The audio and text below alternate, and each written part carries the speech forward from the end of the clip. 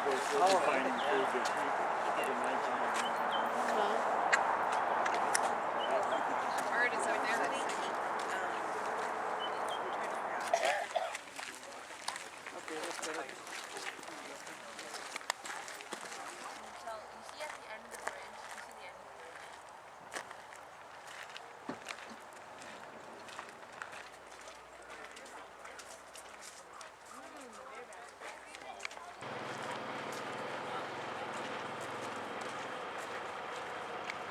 Chatter outside the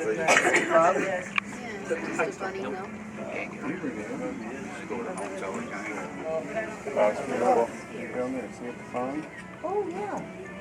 Another one over there. Just like random little areas out there in the middle of all those trees. Never bothers me. Somewhere along the way. Do you have a tram? Where are we going? No, you're not. No, it's roped off. We'll see. How do you see that? No, it's red. Look. I like from here on that foam coming down on that basin just to the left and to the top. That sky. I couldn't see.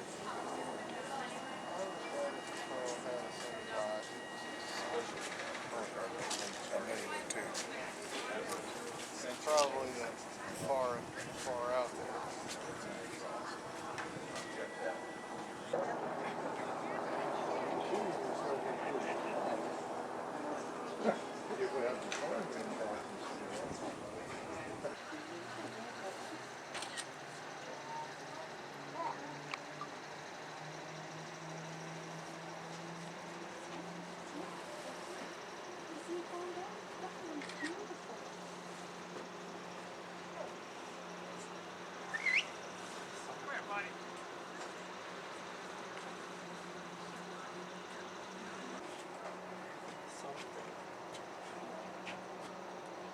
What are the Ferris, the big Ferris?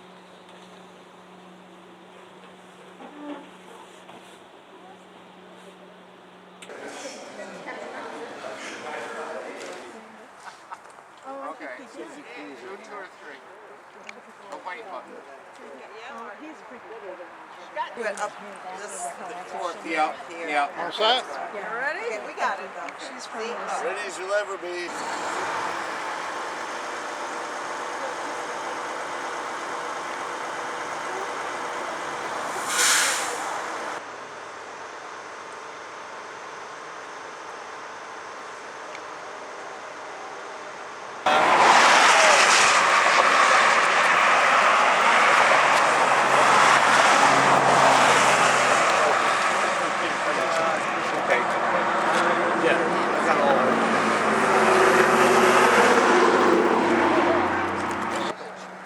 What strength are they? Let me see. Because this is what I've been looking for is the small ones, but it's hard when you have glasses. You had to make it. You had it so zoomed in. I just zoomed in. Clouds are starting around it already. It doesn't take long.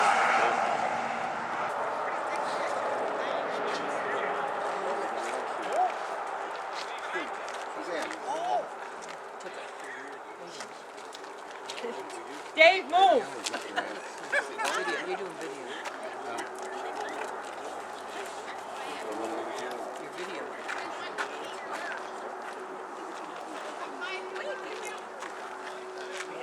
See. You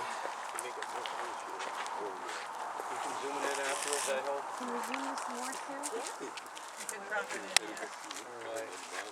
Is it? Oh, this is going to be really cool. Are we on TV Monday? I did 3, 1, 2, 3.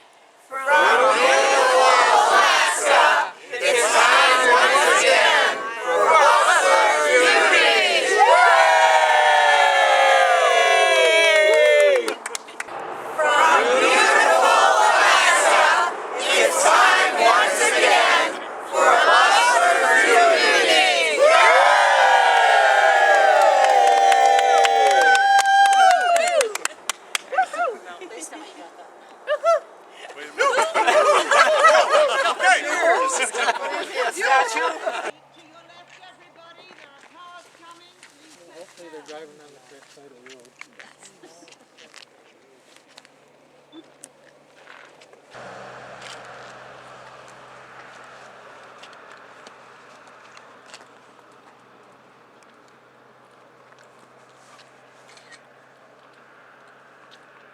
Oh, you don't get a view. Not always, no. And it was so clear.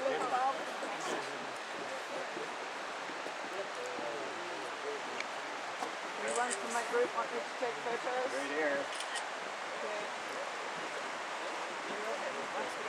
Wait till they're finished, please. Better balance that way. That's right. Right?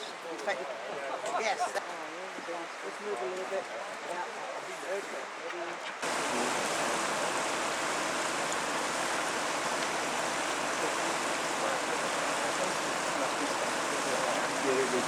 So if you can, notice the hump on his front shoulders, that's indicative of a grizzly.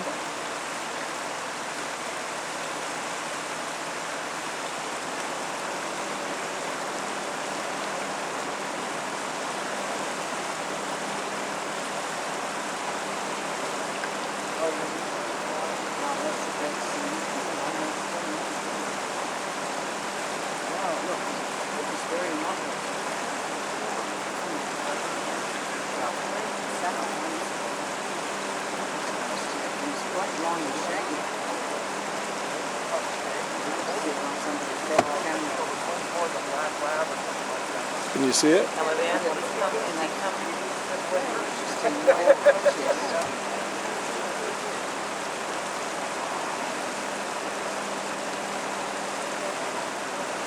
Essentially going around with his nose to the ground looking for food. Bears eat berries, other vegetation, roots, tubers, ground squirrels, and bigger animals if they can get them. Often bears are taking kills away from wolves. A pack of wolves might run down a large animal, and the bears have a keen sense of smelling and smell, and they will smell blood in the air and come to a kill and fight with the wolves to take over that kill. They usually win that argument.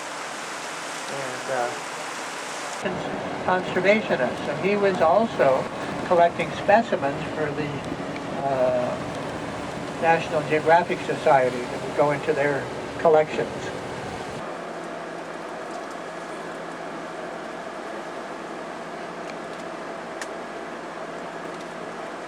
So there's a cloud sitting between the two peaks. So you're not seeing the definition of... Okay, I'm not seeing Denali today. We have some clouds that are actually obscuring Denali, which we could see from here. That's all been had the plants in that area taken out because of the active moving water. There's actually maybe 3,300 feet, and those mountains, the peaks.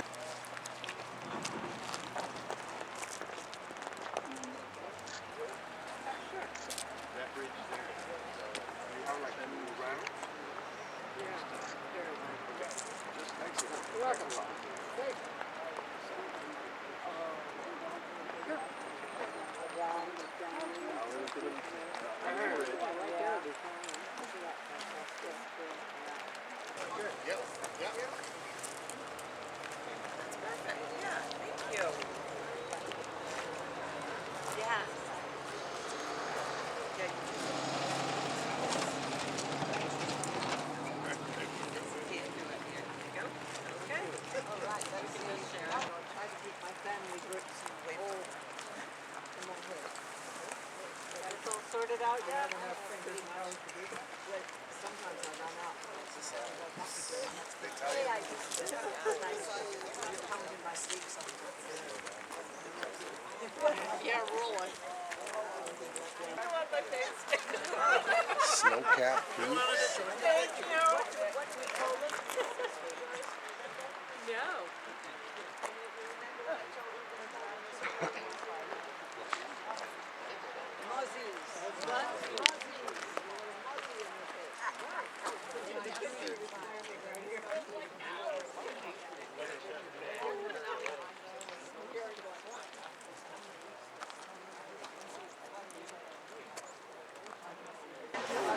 Now there he goes.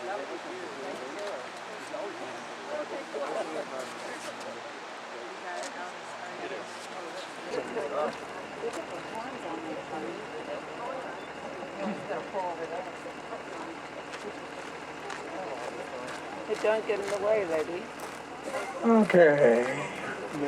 See some cameras still out there. I'll wait.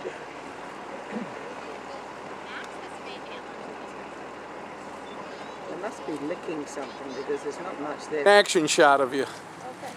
Just wave at the camera as you're going in. Very good, excellent. There we go, we'll get you too. There you go. Nice.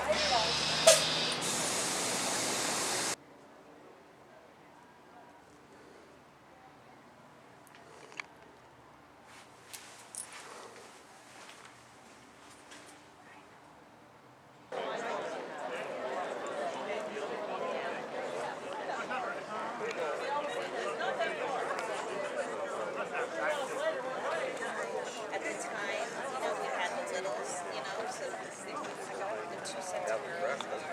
Oh, not going. So they were, high priced. And we had to meet them everywhere. He's our local sports guy on our committee. There you guys wait. She told them things about us, and she sent his son when he got to the Yes. Might as well take some close-ups.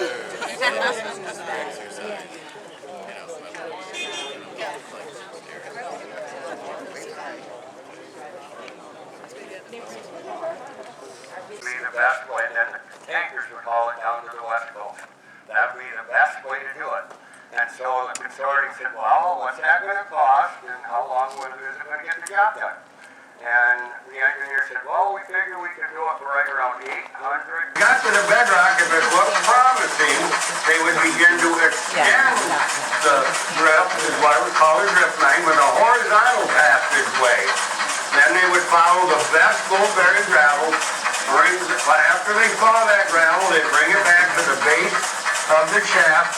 That bucket was hanging there onto the trolley line, which is anchored by a gin pole. The clever cross bars on the lower guide lines caused the skip to dump its load of gold-bearing gravel on the ever-growing winter dump and then return to the gate.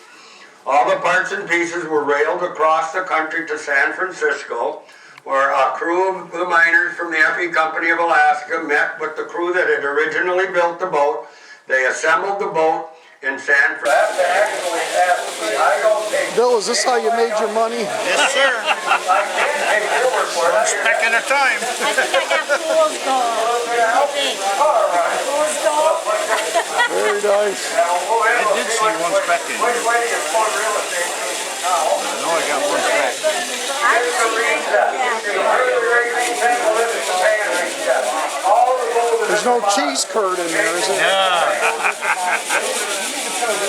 There's gold on the bottom. Just like I said. Take the water. You want more water, that's fine. You see how I'm getting that material out? If you're not getting enough material out, you need to increase your angle. If you're getting too much material, you need to decrease your angle. Okay? Anytime you see it,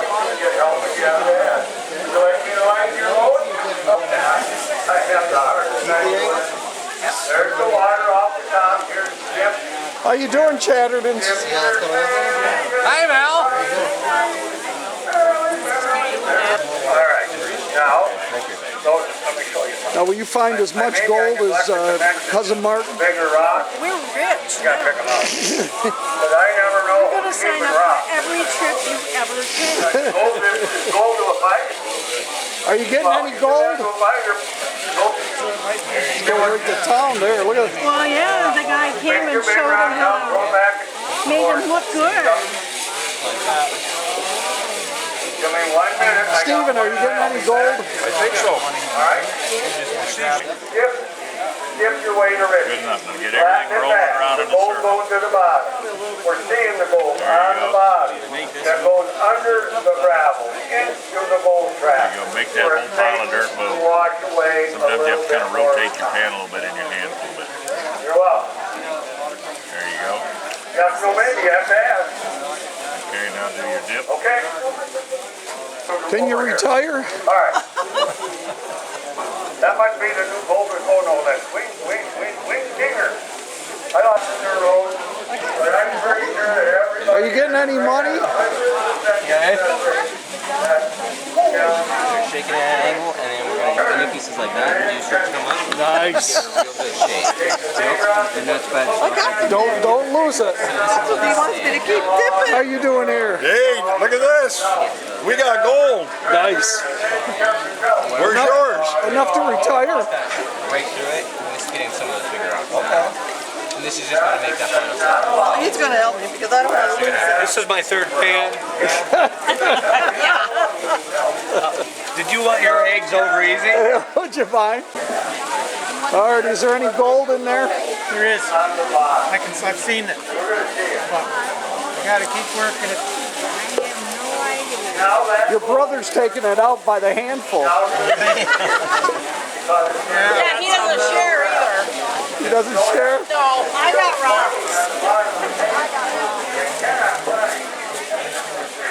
I thought I had a big chunk. Let the water off the top. Put it in the water, and then dip and lift at the same angle. Well, you're concentrating hard. Wave coming in on the dip. Picked up the top layer. I don't think we're going to get rich today. No. Settle back down in there again. Straight off. Well, you know, Can anybody retire yet? for display, you'll see that pretty white quartz. There's gold, there's gold, there's gold. Yes. Yes, the white quartz is the ore vein. It comes What do you out think, of the Janet? ground with the gold in it. So if someone were to ask me, does that have gold in it? I can say yes. You will standing up. It's hard on your back. It is hard on my back. You would need a hand lift. That's our twins here. All the rocks. Our identical little boys. Alaskan rocks love to travel. Are you doing okay? We never get a Losing my goal.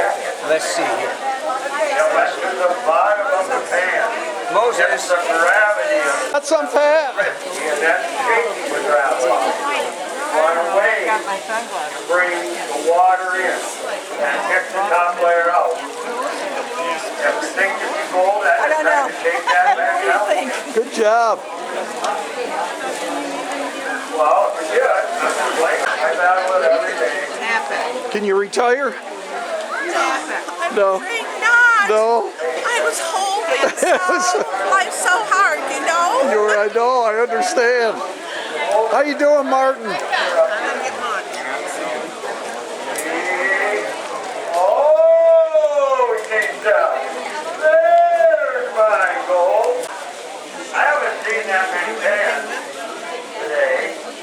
That's more gold than I had down at the dress. Absolutely. So I'm going to go. Last time I didn't do very good either. I don't think we're going to business now. No. You're not having much effect. This is not my calling. That's because that's the way it goes. Alright?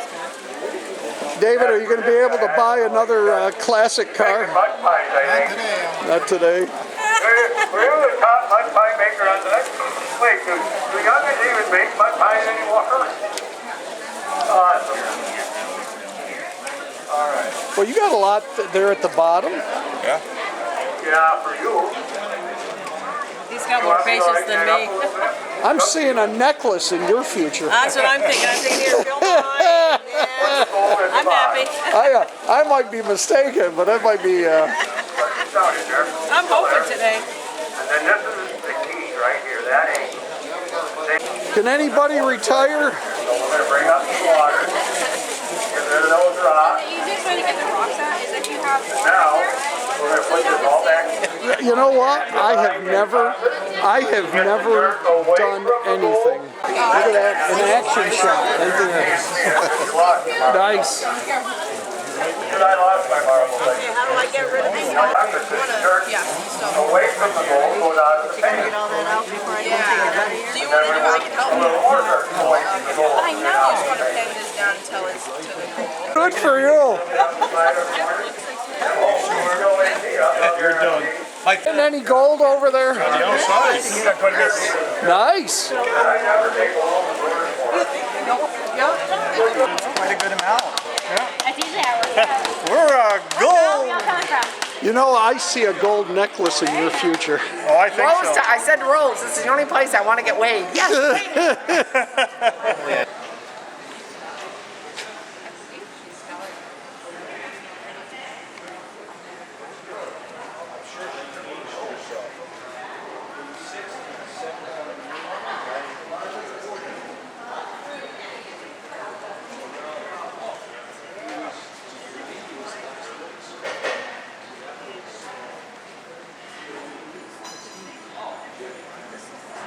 Their forward airspeed as they drop, which means they're going nice and slow, and they can kind of get down here close to the water and just hang it out to dry. They can't actually see the water at this point, so they just nicely and gently touch down. Look at that, hardly any splash. And we have a lot of very talented pilots up here, folks. 1 in 78 Alaskans is actually licensed to fly, more per capita than anywhere else on the planet. And sadly that doesn't include me, but I'd like you to get a chance to meet our pilot over here. So I'm 1,100 pounds. The frame of that is actually made up of hollow metal tubing, and what looks like sheet metal around the outside is actually a fabric layer that's stretched across it. And despite only weighing 1,100 pounds, that plane can carry about 700 pounds of cargo. So the fact that they can get in and out of places all around our state, and they can bring you a good amount of supplies to make it through those difficult winter months is very important. 88 Zulu's going to go ahead and fire up that engine again.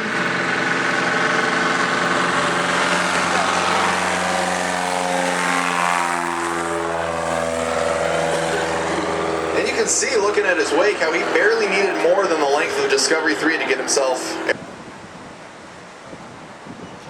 And I know as we get closer, folks, Cripple Creek is not... At the end would shoot it out of this giant nozzle. He could do the work of 15 to 20 people with picks and shovels alone. He'd walk today, second in command, in charge of all of our safety and happiness. We're in good hands with him because he's been on board Discovery 3 for 5 years now. He's a Fairbanksan born and raised like myself, and he's getting ready to go into his junior year at Boston University studying for his... in the forest just behind them. You'll notice those big ceilings and giant windows so you don't get cabin fever when it's pitch black and 40 below outside. And then a slightly smaller log. And that one belongs to Mr. Jack McManus. And I know that because he put a sign right there in his lawn that says Jack McManus. If you can't read the fine print there, it says American by birth and Alaskan by choice. 87. And then he got a heart infection. The vets said that's it. If he lives, he's never going to race again. But again, Susan said no. She brought him back to her cabin, and he won again for her in 1988 and 1990. Katrina! Susan won the Iditarod. Granted was her lead. Most decorated single dog in Iditarod history. We're in the perfect place now to talk about these amazing animals, folks, because over to our left is Trailbreaker Kennel, and standing on shore is Susan's eldest daughter, Tekla Butcher Monson. Good afternoon, Tekla. Well, good afternoon, everybody. Welcome to Trailbreaker. We've got some amazing Alaskan Huskies that are excited to go for a training run. But first of all, I've got the pleasure of introducing you to the youngest members of our kennel. This little guy in my arms is just 7 weeks old. He's a lot of fun, and so we brought him and his littermate out here today to do a little bit of puppy training.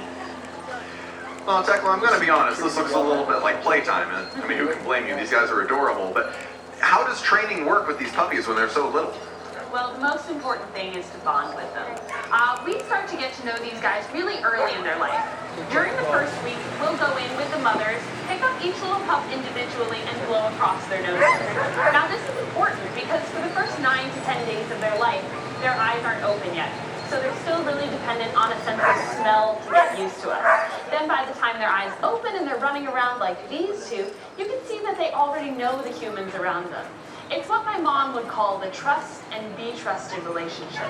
And that was so important to all the training that she did here. Now, once they're a little bit older like these two, we're able to bring them out into this little enclosure and encourage them to overcome obstacles. Now, today's obstacle is the log. At first, it can be a little bit challenging, so they've got to find workarounds. If he can't quite make it, we're going to help him. Then once he's able to do it on his own, we'll praise him on the other side. And this teaches the pups that we're never going to ask them to go any farther or faster than they're capable of. And of course, we're always going to be there for them when things get tough.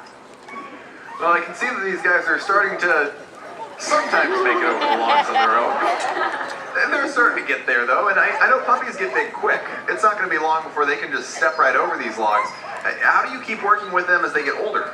Well, we'll start introducing them to new obstacles. Maybe tomorrow we'll head down to the waterfront, let them get their feet wet, walk along the rocks. After that, we'll start taking them out for daily walks in the woods.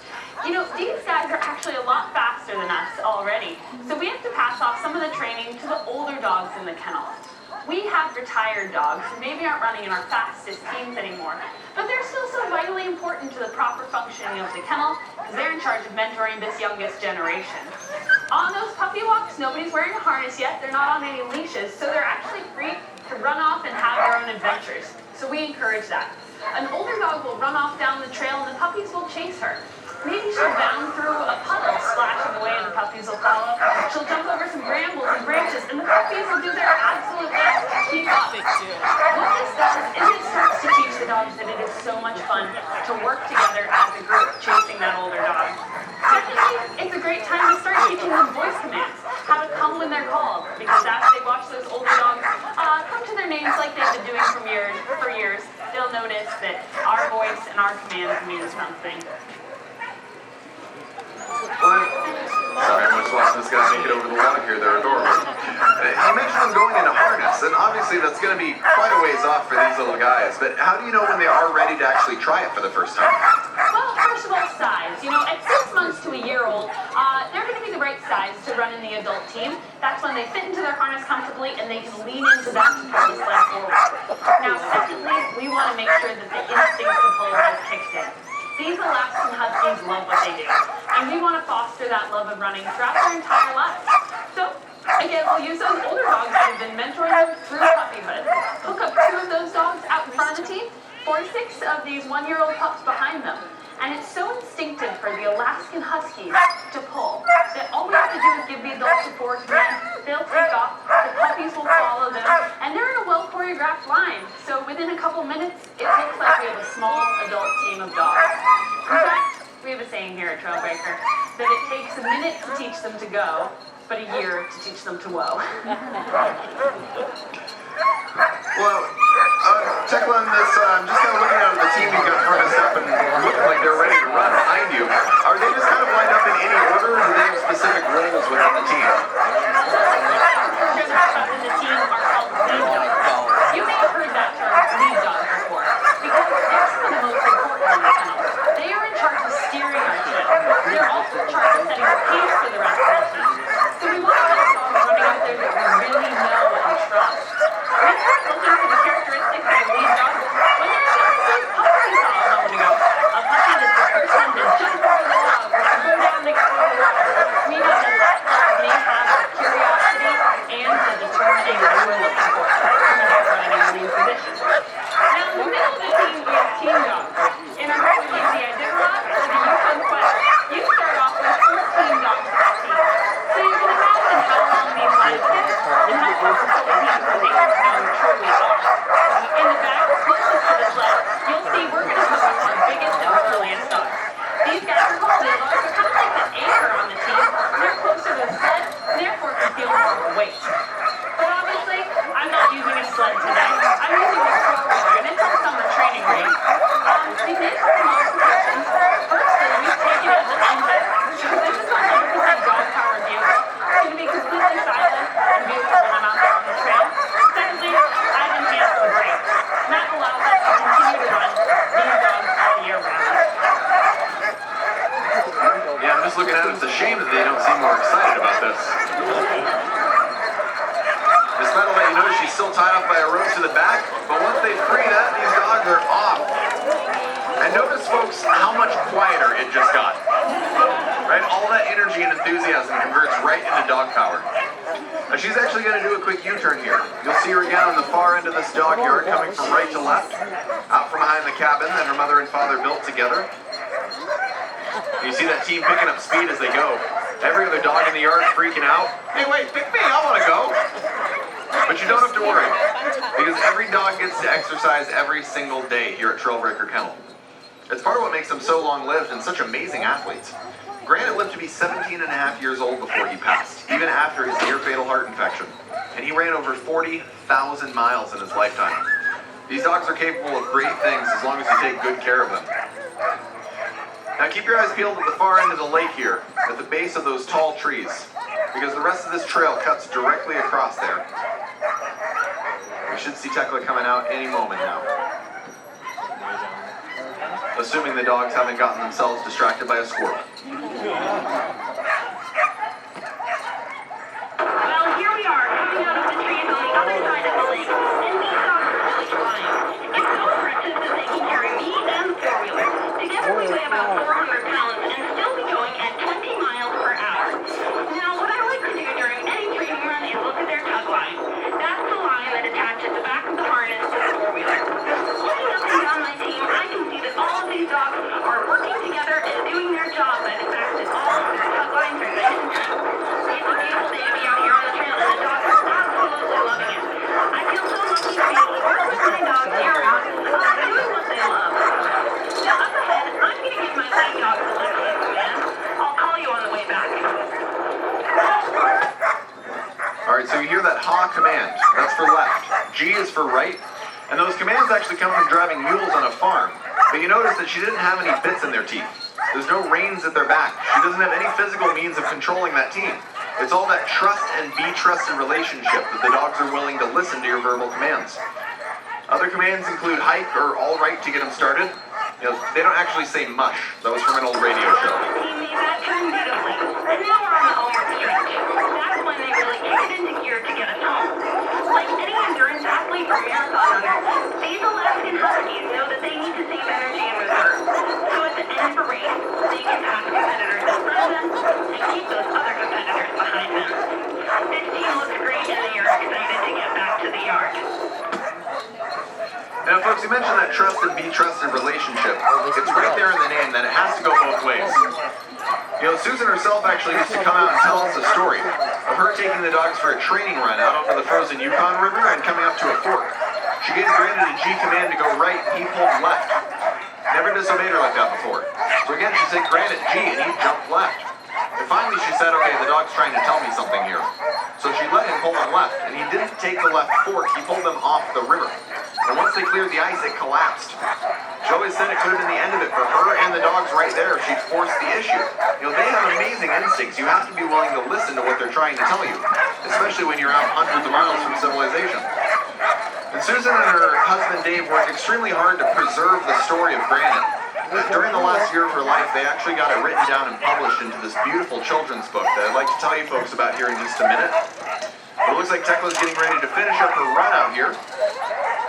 And the dogs seem like they're really into it. I'm just kind of hoping that the brakes on that four-wheeler hold today. All right. Another fantastic run this afternoon from Tekla. Thank you so much. That was a lot of fun. And of course, after every training run, we like to go up and down the line and give every dog a pat on the head to let them know we appreciate their hard work. Yeah, and I guess, considering it's not winter, it's a bit warm for these guys, so everyone just wants to jump in the pool to cool off. Or maybe get a donut. Now, Tekla, I do want to take a few minutes to talk with everybody about this amazing book that your parents wrote together. And I know it has a lot of very deep meaning to you as well.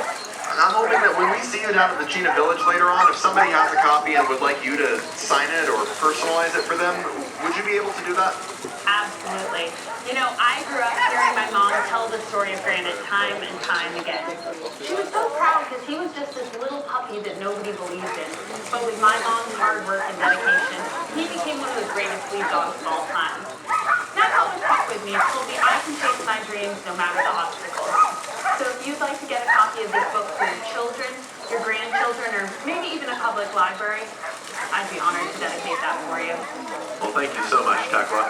And we're just happy that we don't have to say goodbye for good. We just have to say we'll see you downstream at the Chena Village. Well, thank you for stopping by.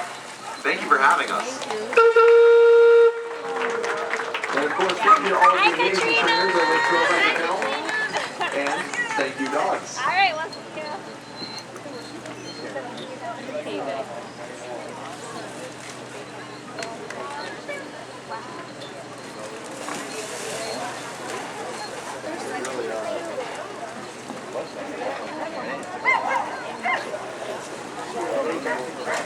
That started with great watching these dogs do what they love. And they're obviously amazing athletes, but still underneath it, they're just really, really friendly dogs.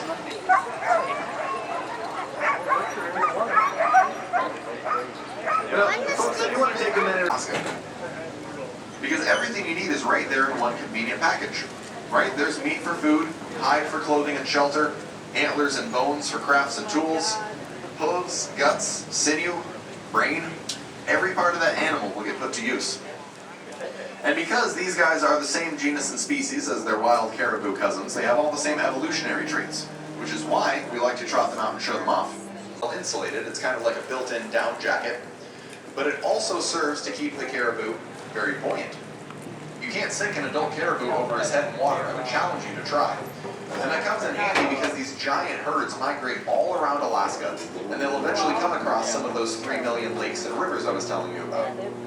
So they float right across the top, easy as can be, and they do it quickly to escape any pursuing predators, thanks to those large, flat, split hooves they've got.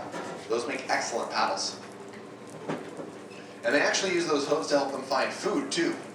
Because this is a grazing deer that lives in a part of the world where dinner's buried. Wheel that we see right out front. That is an efficient fish catching machine that allows us to catch enough salmon to sustain ourselves and also our dog teams in the winter months. Farthest away from me you can see our canvas wall tents. That's where a family might stay when they're at fish camp. Right beside me we have our outdoor air drying rack where we'll hang our salmon before taking them into the smokehouse. That large permanent structure you can see directly behind me. The smokehouse is the grew most abundantly in their village. For the flowers on the chief's coat, these were sewn on to represent animal tracks. The largest purple flower is our timber wolf, the smaller light blue one is our lynx, and the smallest white one is our rabbit. Both of these garments are also trimmed with beaver. For the buttons on the maiden's dress, those are made from cross-sections of caribou antlers. But I'm sure that you all will like this next piece. Leah is modeling our Athabascan Yukon-style women's winter parka, and it is all traditional except for the big zipper right down the front. That's just there so she can get in and out of it on our hot summer days. But traditionally, it would be sewn shut and be made into a pullover-style parka. The main body of the parka is beaver fur. It is sheared for the whole roof eroding away. This saw-type roof would keep it cooler in the summertime and warmer in the winter. But now that you know how a cabin like this one is made, how many of you think you could survive an Alaskan winter in a cabin just like this one here? Well, I got one good hand raised. Alright, everyone who raised their hand, you get to stay in this nice cabin all to yourself, while the rest of you who come to visit them in January, you get the spacious guest house. From the back of the pelt could be used to trim a parka ruff, or this whole pelt could be used to make a full-size men's parka. Right here we have our lynx, and the lynx and the bobcat are actually closely related, but the lynx is most well known for his black-tipped ears, his short stubby tail, and also his very large snowshoe-like paws that would help him bound across the winter snow. Right here we have our wolverine, and the wolverine is a very ferocious and cunning animal, so only the best Athabascan trappers could actually catch this animal. The wolverine also has a natural oil in his fur, which prevents breath from freezing to it, preventing frostbite from occurring. And I'm also told that if a wolverine and a grizzly bear were to cross on the same path, it would actually be the grizzly bear that would first graciously step aside. Now, these next 4 pelts that I have to share with you, they are all foxes. This first one here is our red fox. The second one is our cross fox. And then this third one here is our red fox, our silver fox, and then our cross fox. And then all 3 of them can be found in the same litter. They're also all abundant here in the interior.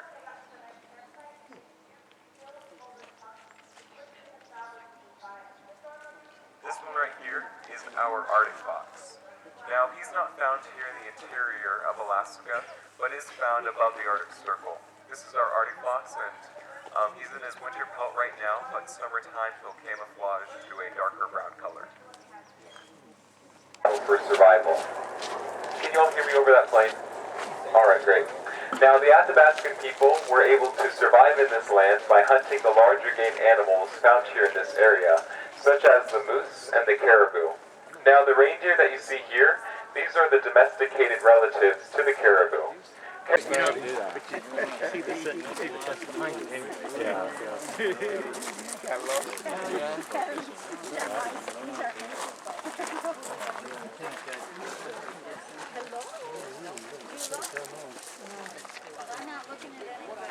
Or racing or just mushing in general?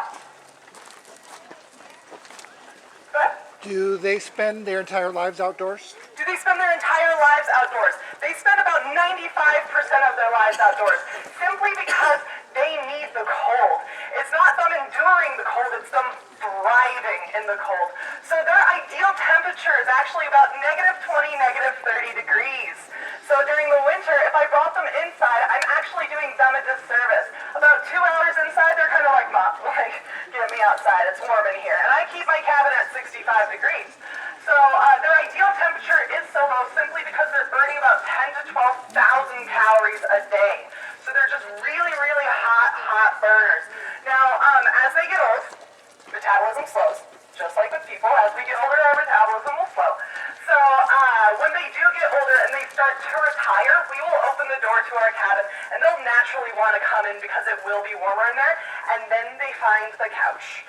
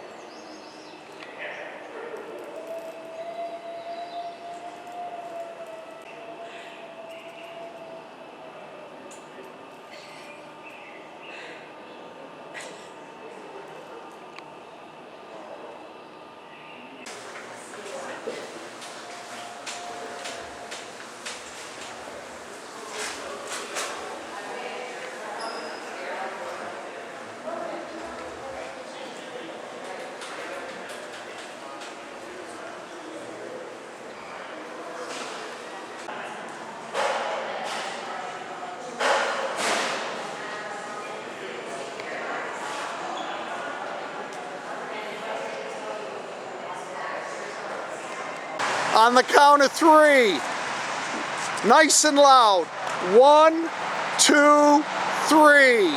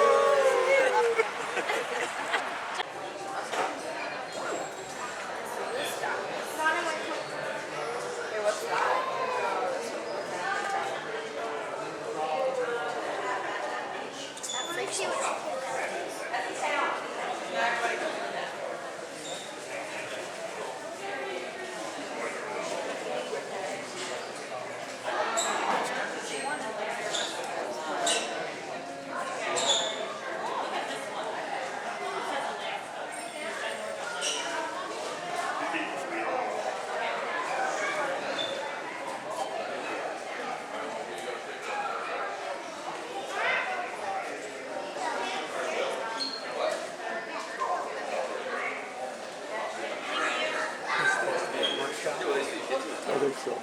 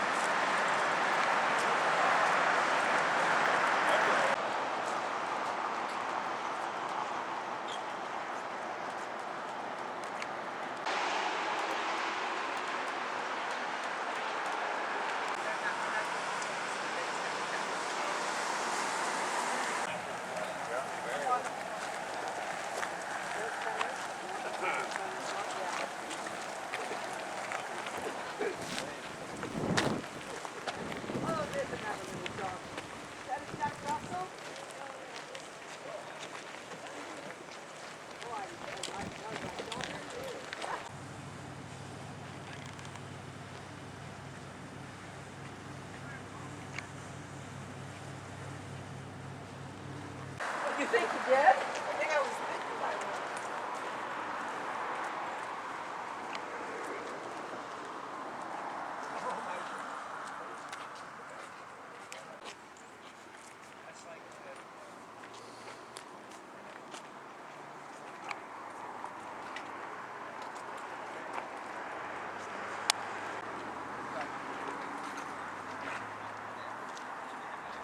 If you're looking for the bathroom, Lindy's is on this side, next to the swans. Lynn's is way over there. That's the far northwest. Are you giving somebody hell or is it? Scary.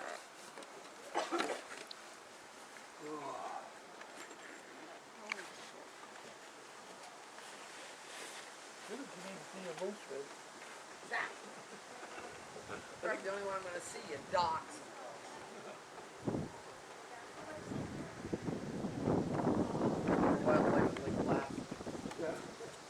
Then I'm going to drop the paper if you don't mind, because it's much better without it. I don't know what you're talking about. Thanks. Mm-hmm. Me too. Jane, do you want me to put this on the bench? Rather than Just leave it there. Are you sure? Yeah, I won't forget it. You got it? Oh, I must have to drop the... Yeah. Wait a minute, I got to take a picture. Gambling? Are you doing the other side too? Yeah. I knew you. I knew. Look at us. She's equal opportunity. Are you going to straddle? Well, yes. Oh my God. That's a... You want me to take a picture of you guys? Is the border. I love it. Okay. What are you doing, Mark? You want one by the left? Yeah.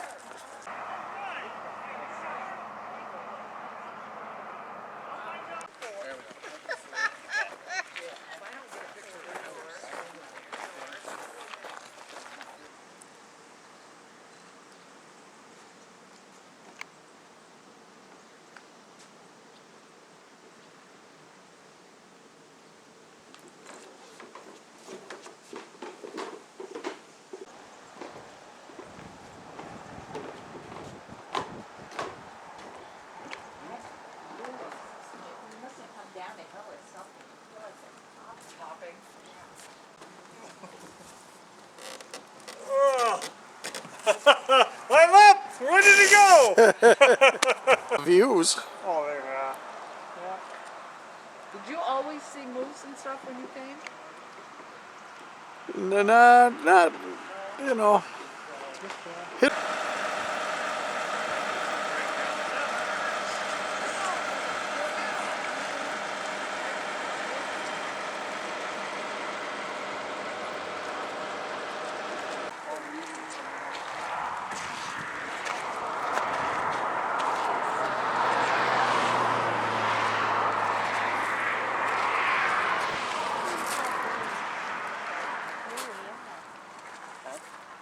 This is Emerald Lake.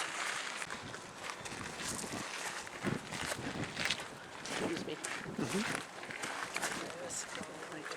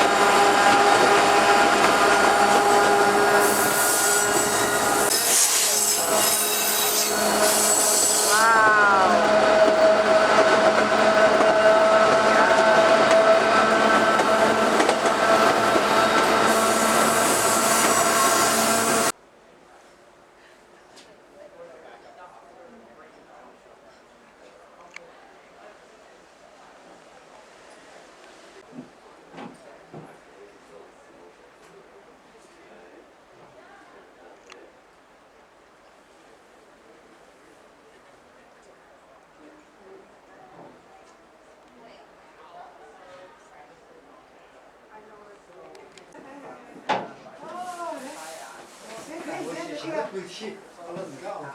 这样，哎，但是这一啥呢？这光洗发法了，你知道吧？ Glacier Bay's rich ecosystems.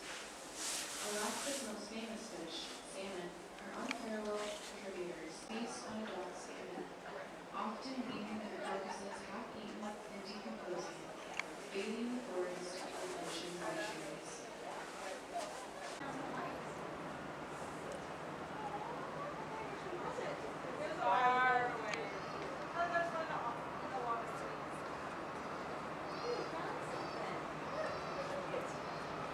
Starting to turn, is it not? Yeah. Starting to come to the sun.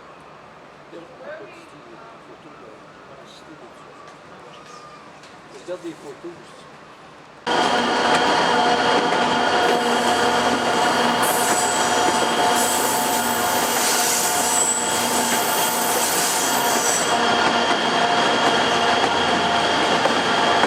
This must be where we make the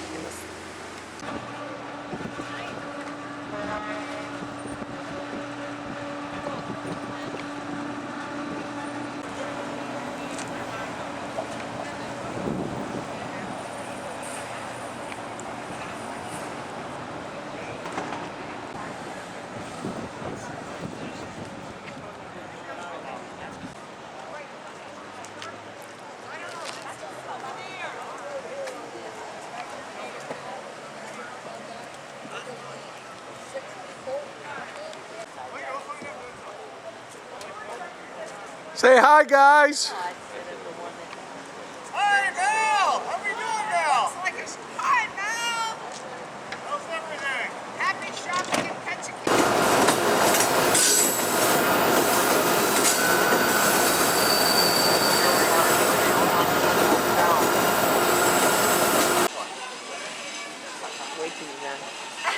We're going to.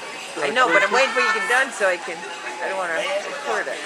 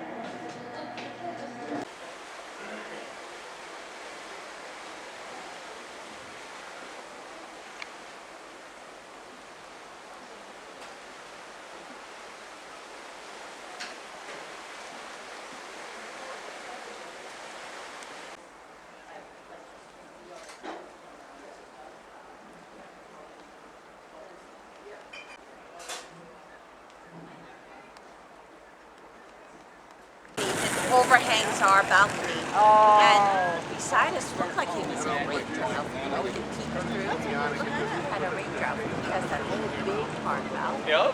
Do that. Really good on. Yeah. Just to make sure we're. Evidence where you work all your money. Yes.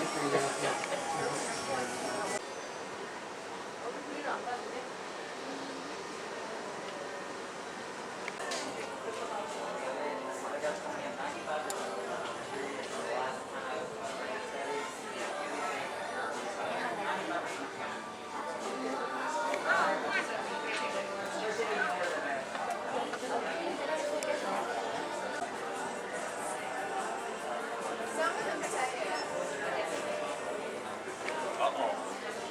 I was taping again.